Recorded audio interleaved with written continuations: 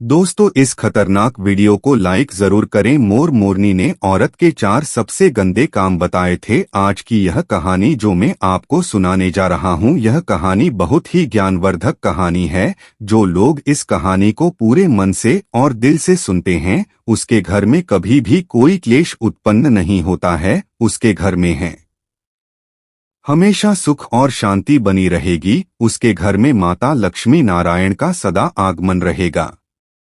तो भैया, चैनल को सब्सक्राइब कर लीजिए ताकि नए आए वीडियो का नोटिफिकेशन आपको सबसे पहले मिले।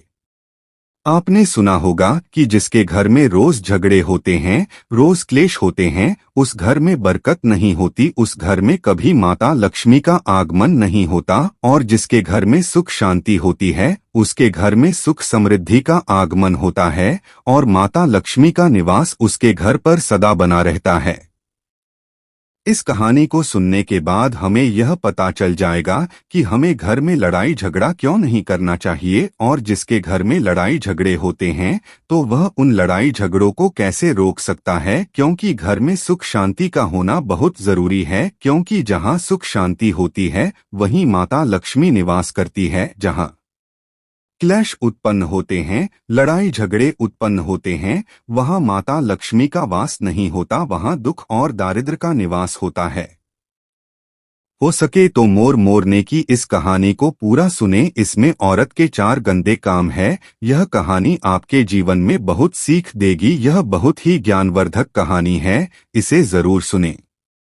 एक मोर और मोरने की कहानी। स्त्रियां सुनकर शर्मा जाएंगी कि यह गंदे काम हमें नहीं करना चाहिए। तो चलिए वीडियो को लाइक करते हुए कहानी शुरू करते हैं। आखिर मोर मोरनी ने स्त्रियों के बारे में क्या गंदा कहा, तो चलिए कहानी शुरू करते हैं।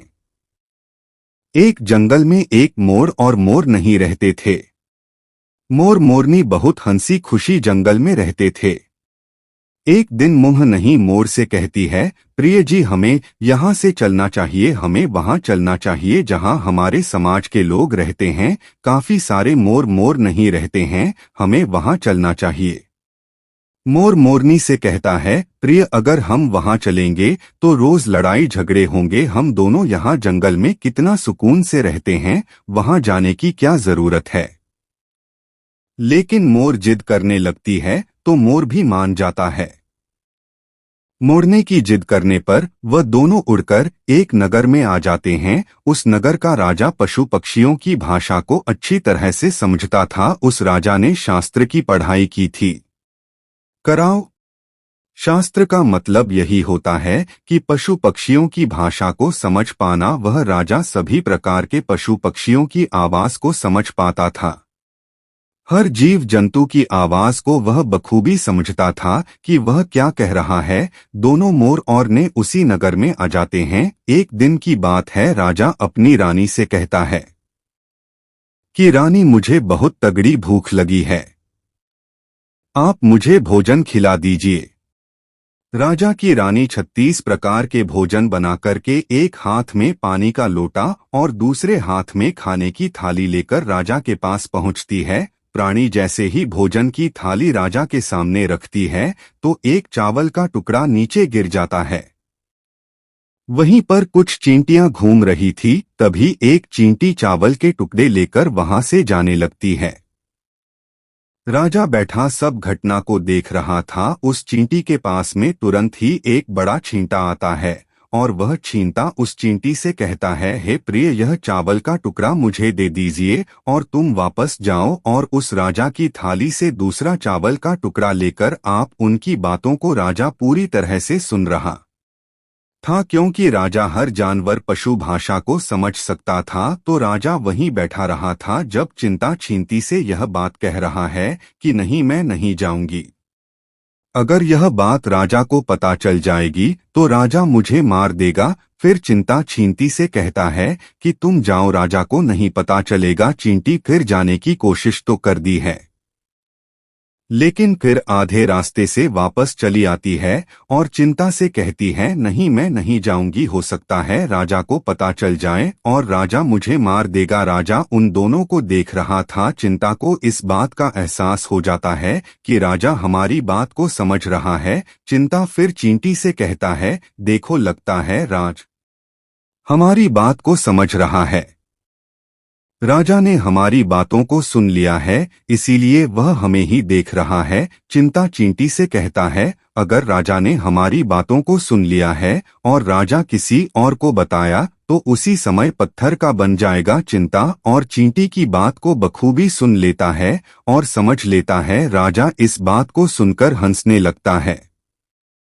जैसे ही राजा को हंसी आने लगती है, राजा की रानी रसोई से बाहर आती है।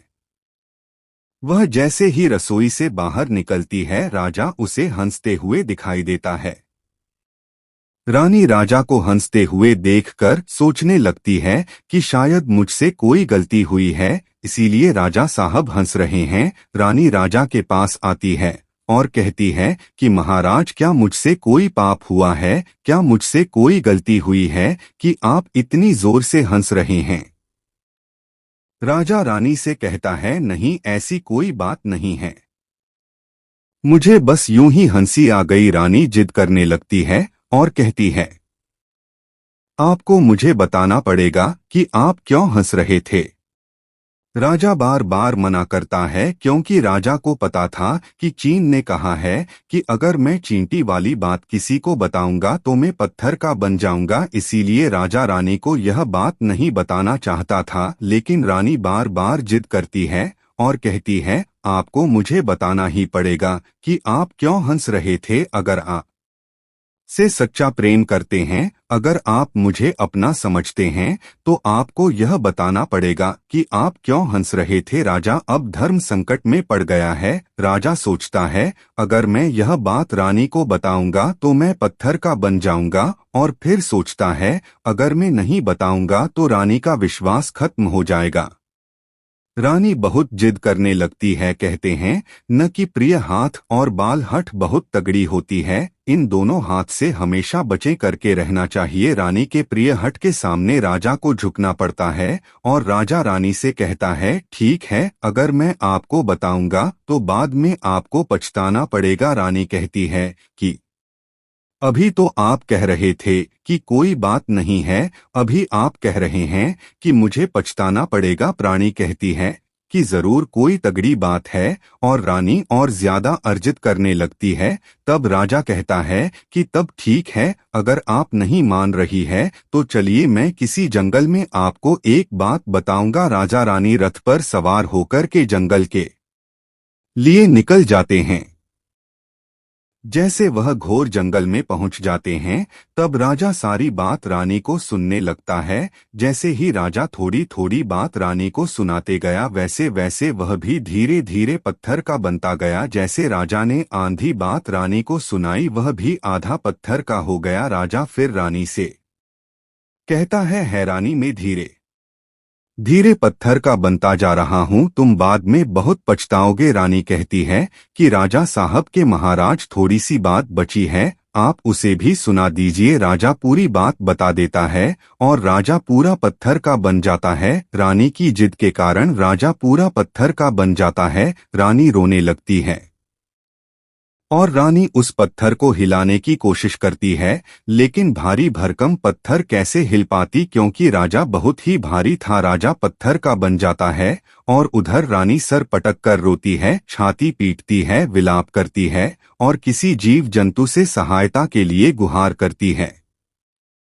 इन सब कहानी को मोर और ने बखूबी देख रहे थे, अपनी आंखों से देख रहे थे। प्राणी के विलाप को देखकर मोर मोरनी को दया आ जाती है। मोर मोरनी से कहता है, यह होता है प्रिय हट, अपनी इसी प्रिय हट की वजह से हम उस जंगल में कितना खुशी खुशी रहे थे और यहाँ चले आए। मोर नहीं, मोर से कहती है कि प्रिय, यह रानी बहुत दुखी हो रही है, हमें इसकी सहायता जरूर करनी चाहिए, यह इतना विलाप कर रही है।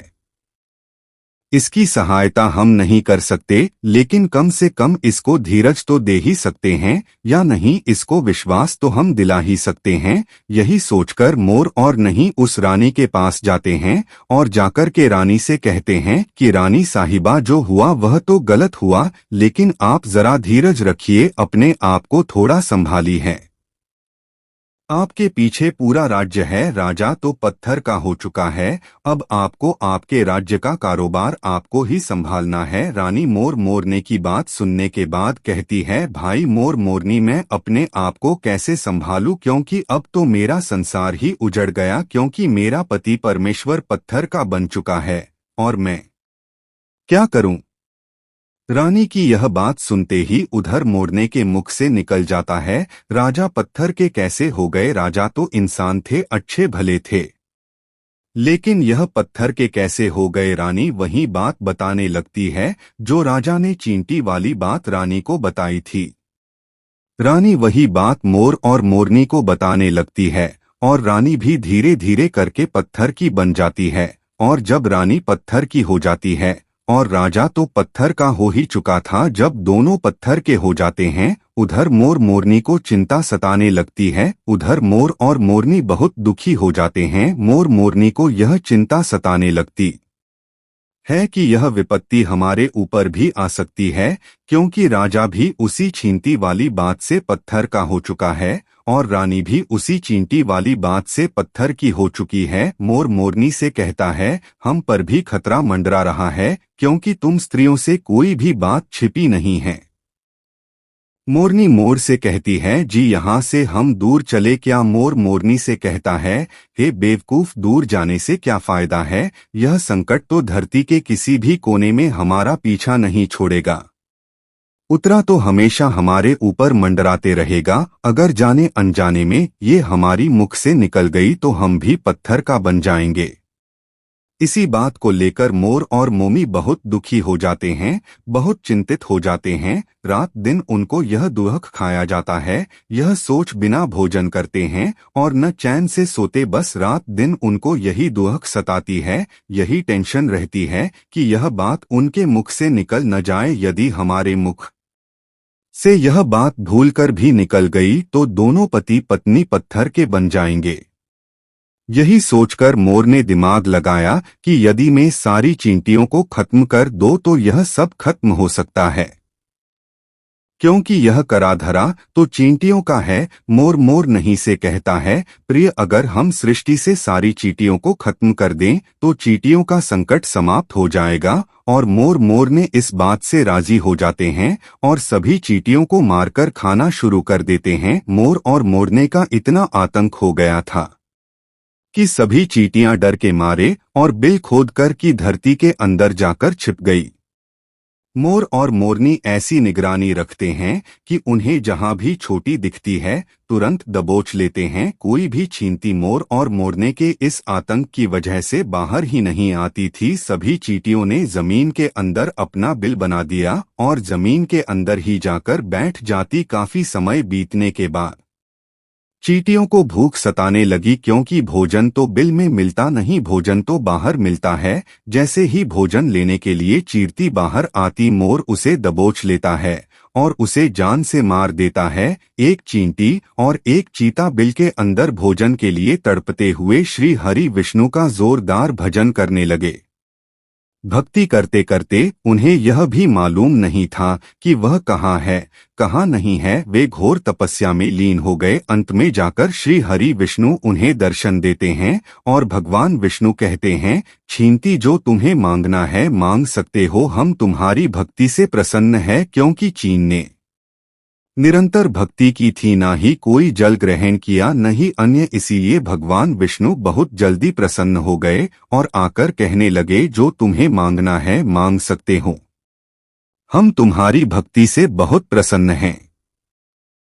उधर चिंता और चींटी न जाने कितने दिनों से भूखे और प्यासे थे। दोनों एक ही बात कहते हैं, हे प्रभु, अगर आप हमें बार देना चाहते हैं तो हमारे पेट में गांठ लगा दीजिए। उन्होंने सोचा, अगर हमारा पेट नहीं होगा तो हम बाहर क्यों जाएंगे और मोर मोरनी हमें नहीं खाएंगे, इसीलिए उन्होंने मांगा, हे प्रभु, हमारे पेट में गांठ लगा दीजिए। भगवान विष्णु कहते हैं, तथा चींटियों के पेट में गांठ लग जाती है। आज भी उन चींटियों के पेट में गांठ लगी हुई है। का पेट नहीं होता। फिर चींटी भगवान विष्णु से कहते हैं, प्रभु, हमारे पेट में तो गांठ लग गई है, लेकिन अभी भी हमें मोर और मोर नहीं से खतरा है। मोर और मोर नहीं हमारे इंतजार में अभी भी ऊपर जमीन पर बैठे हैं, और जैसे ही वे लोग हमें देखेंगे वह हमें मार देंगे। भगवान विष्णु मोर से कहते हैं, मोर तुम चींटियों का शिकार करना बंद कर दो, इसमें चींटियों का कोई दोष नहीं है। जो दोषी था वह राजा था, क्योंकि राजा ने खराब शास्त्र की पढ़ाई की थी, इसीलिए वह सभी जीव जंतु की भाषा को समझने में सक्षम था। उसके साथ साथ वह जिन भाषा को समझता था उनका रूप बदलने में भी सक्षम था। पशु पक्षियों का वह रूप धारण किया करता था, और जब वह राजा रूप धारण करता था उन पक्षियों के साथ संभोग भी किया करता था, और जब वह पशु पक्षी गर्भ धारण करते थे तो वह उन्हें छोड़कर के इंसान बन जाता था, और फिर ऐसी पशु पक्षियों पर वह जोर से हंसता था। इसकी ऐसी मूर्खता के कारण ही आज यह राजा पत्थर का बना पड़ा है। मोर कहता है, हे प्रभु, उनकी पत्नी का, उनकी रानी का क्या दोष है? श्री हरि विष्णु कहते हैं कि उनकी पत्नी भी उनके इस पाप में भागीदारी है, क्योंकि उनकी पत्नी अगर उनको रोकती तो वह इतना बड़ा पाप नहीं करता है, इसीलिए उनकी रानी भी इस पाप की भागीदारी है, इसलिए आज वह भी पत्थर की बन चुकी है। श्री हरि विष्णु के समझाने के बाद मोर उनसे कहता है, हे प्रभु, पर इस बात को हम किसी और से कहेंगे जो कि रानी ने हमें सुनाई है, तो क्या हम पत्थर के बन जाएंगे? श्री हरि विष्णु कहते हैं कि तुम्हारा यह श्राप अब समाप्त हो चुका है, तुम्हें किसी से कहने पर कोई फर्क नहीं पड़ेगा, आप किसी से भी कह सकते हैं। तुम्हारे ऊपर से खतरा टल चुका है। मोर और मोरने बड़े प्रसन्न हो जाते हैं, उनकी खुशी का कोई ठिकाना नहीं था।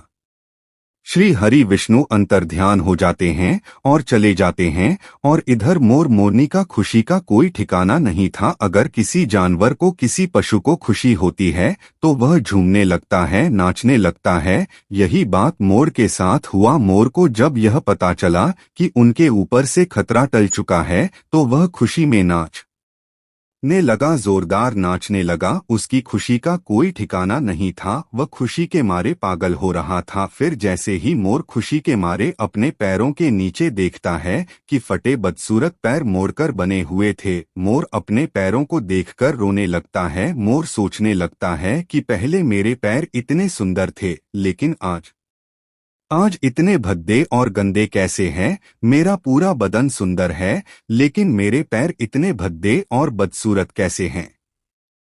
मोर के पैरों के फटने के कारण चींटी खाना था, क्योंकि उसने बहुत सारी चींटियां मार मार कर खा गई थी, और मोर ने भी उन्हें खा गई थी, इसीलिए उनके पैर फट गए थे।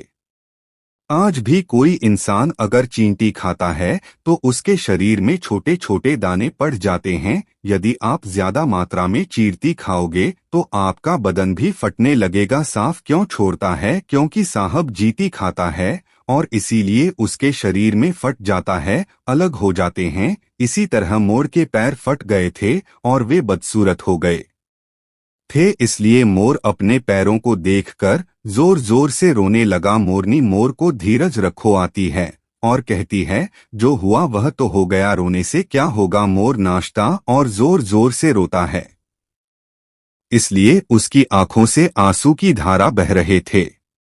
मोरनी मोर को धीरज रखो आती है और उसके आंसुओं को नीचे गिरने से रोकती, लेकिन रोक नहीं पाती। मोरने के हाथ तो है नहीं, लेकिन अपनी चोंच से एक एक आंसू को उठाती और अपने मुख में रखने की कोशिश करती, लेकिन कितना अपने मुख में रखती, सीधे मोरने के पेट में चले जाते। इस तरीके से हर बार मोरनी मोर के आंसुओं को रोकती और मोर नाचता और खूब जोर जोर से रोता। मोर के आंसुओं को देखकर और मोर नहीं के प्यार को देखकर भगवान श्री हरि फिर से दर्शन देते हैं और नहीं को आशीर्वाद देते हैं और कहते हैं कि तुम्हारा प्रेम ऐसे ही सदा बनी रहे। इस आशीर्वाद की वजह से अब इसे आशीर्वाद समझिए या श्राप। इसकी वजह से मोर कभी संभोग नहीं कर पाता, क्योंकि मोर जब नाचता है तो उसकी आंखों से आंसू गिरते हैं और उन आंसुओं को मोड़ नहीं चुकती है, और उसी आंसुओं के कारण नहीं गर्भवती हो जाती है। भगवान श्री हरि मोर और मोर नहीं को आशीष बात देते हैं और कहते हैं कि तुम्हारी भक्ति धन्य है और तुम धन्य हो। एक समय ऐसा भी आएगा कि तुम्हारे पंख को मुकुट बनाकर धारण करेंगे। इसलिए कहते हैं श्री कृष्ण के रूप में श्री हरि धरती पर आते हैं तो वह मोर का पंख अपने मुकुट धारण करते हैं। आप जानते हैं वह गंदी बातें हैं जो मोर मोरनी ने औरतों के बारे में बताई थी कर दी है, पर सच है गंदी है, पर सच है जाने जरूर। अगर जीवन जीना है, घर परिवार चलाना है तो इस बात को जान लेना मित्रों। अब बातें जानते हैं जो मोर मोरनी ने बताया कि पति और पत्नी का संबंध कैसा होना चाहिए और कई ऐसे 4 गंदे काम है जो नहीं करना चाहिए। इससे मान सम्मान पति धन का तीव्रता सब भंग हो जाता है, बर्बाद हो जाता है। मित्रों यदि आप भी शादीशुदा हैं तो मोर मोरने की यह बातें पूरा और ध्यान से सुनिएगा। एक बार एक मोर और ने जंगल में घूमने में तभी किसी बात पर उन दोनों में कहासुनी हो गई। इस पर मोर ने कहा कि तुम और तो हमेशा मदों पर शक करती रहती हो। तो मोदी ने भी यही बात कही कि तुम मर्द लोग भी हमेशा औरतों पर शक करते रहते हो। तुम्हें नहीं यह नहीं करना है, तुम्हें वह नहीं करना है, तुम्हें यहाँ नहीं जाना है। वह लोग आपस में बातें करते करते थोड़ा और आगे बढ़े और आपस में जैसे लग रहा था वो लोग लड़ जाएंगे। पास में ही एक पेड़ के नीचे एक साधु महाराज तपस्या कर रहे थे। साधु महाराज ने कहा तुम लोग आपस में क्यों लड़ रहे हो? तब मोरानी ने कहा महाराज आप ही बताइए पति पत्नी को जीवन में कैसे जीना चाहिए और कैसे रहना चाहिए ताकि उनके आने वाली पीढ़ियां भी सही सलामत और धन धान्य से परिपूर्ण रहे। तब साधु महाराज ने बताया कि माता पिता का बहुत बड़ा हाथ होता है बच्चों के भविष्य के लिए। यदि माता पिता सज्जन हैं तो उनका पुत्र भी उनके जैसा सज्जन नहीं तो उतना ज्यादा खराब भी नहीं होगा, आठ सज्जन तो होगा ही। यदि माता पिता दुष्ट प्रवृत्ति के हैं तो उनका बच्चा भी दुष्ट प्रवृत्ति का ही होगा। यदि माता पिता कोई भी गलती करेगा तो उसकी सजा उसके बेटे को भुगतनी ही पड़ेगी। यदि पिता सही है सच्चा है तो उसका बेटा भी उसके जैसा सच्चा और सही इंसान बनेगा और उसे कामयाबी जरूर मिलेगी। मोदी ने कहा महाराज 1 माह का क्या कर्तव्य होता है? तब साधु महाराज ने कहा माँ का भी वही कर्तव्य होता है जो पिता का होता है। यदि कोई औरत दुष्टता या शर्मनाक काम करती है तो उसकी सजा उसके पति को भुगतना पड़ता है। अगर एक औरत मर्द चलन निकल जाए तो उसके पति का सिर हमेशा नीचे रहता है और वह कभी भी समाज में मुंह उठाकर बात नहीं कर सकता। इसलिए एक पत्नी को भी अपनी मर्यादा में और एक पतिव्रता का पालन करना चाहिए। यदि आपकी शादी हो गई है, आपके बच्चे हैं तो पति पत्नी को हमेशा एक दूसरे पर विश्वास बनाकर रखना चाहिए और दोनों को चाहिए कि वह दोनों लोग कोई गलती न करें ताकि उनके आने वाली पीढ़ियां सही और सुखद जीवन बिता सके। यदि एक मर्द गलती करता है तो बड़े बुजुर्ग कह गए हैं यदि एक मर्द गलती करता है एक ही नस्ल खराब होती है, लेकिन यदि एक औरत गलती करती है तो उसकी आने वाली 7 नस्लें तबाह और बर्बाद हो जाती है। सदियों से यह बात चली आ रही है कि घर के कितने भी उलझे हुए राज्य के ना हो गहरे राज क्यों ना हो, स्त्रियों को नारियों को नहीं बताना चाहिए, नहीं तो आपके बर्बादी का पतन का कारण यही होगा। स्त्रियों के पेट में कोई भी बात रहस्य नहीं रुकता, कोई भी गुप्त बात उनके पेट में नहीं छुपती, क्रोध में आकर यह समाज को बता देती है। याद रखना यदि इस बात से